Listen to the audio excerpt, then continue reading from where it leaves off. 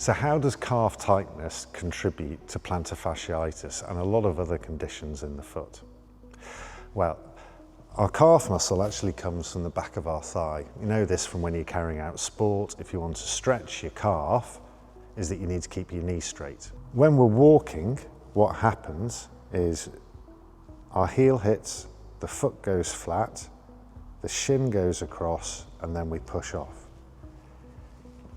This movement is the equivalent of pulling your foot up.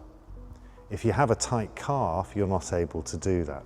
So it's either that you won't go and that you'll have a limp, or you will manage to overcome the tightness, but the amount of force that goes through the foot is massive. And this can cause pain over the origin of the plantar fascia, and then pain under the balls of the feet, or even in the midfoot.